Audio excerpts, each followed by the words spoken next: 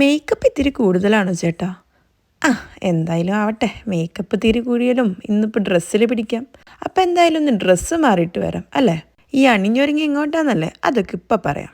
പൊതുവെ എവിടെ പോകാൻ ഇറങ്ങാൻ നിന്നാലും എന്തിടും എന്നുള്ളതാണ് ആദ്യത്തെ ചോദ്യം. പക്ഷേ ഇന്നധികം ചിന്തിക്കേണ്ടി വന്നില്ല. ഈ അടിപൊളി ടോപ്പും ഈ ജീൻസും ഇടാമെന്ന് ഓർത്തു. പിന്നെ ഓർത്തു ജീൻസ് വേണ്ട, ഈ പാൻ്റ് ആക്കാമെന്ന്. ഈ ടോപ്പ് എവിടുന്നാന്നല്ലേ?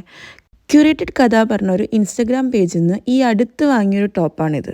അപ്പോൾ ഒരു ഇന്ത്യൻ ഫംഗ്ഷൻ അറ്റൻഡ് ചെയ്യാൻ പോവല്ലേ എന്ന്. എന്തായാലും കുറച്ച് എത്തിനിക്കാവാന്ന് ഓർത്തു. ഡ്രസ്സ് ഏതിടണം എന്നുള്ള കൺഫ്യൂഷൻ ഇല്ലെങ്കിലും കമ്മൽ ഏതിടണം എന്നുള്ള നല്ല കൺഫ്യൂഷനിലായിരുന്നു ഇന്ന്. അപ്പോൾ പിന്നെ ഒരു അഭിപ്രായം ചോദിക്കുന്നത് കുഴപ്പമൊന്നുമില്ലല്ലോ. ഈ കമ്മല് വേണോ?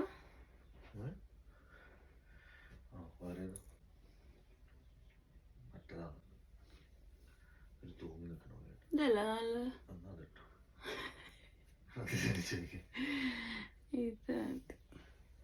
അത് പിന്നെ അങ്ങനെയാണല്ലോ, ഒരഭിപ്രായം ചോദിച്ചിട്ട് അത് തന്നെ കേട്ട് എന്താ രസമുള്ളത്.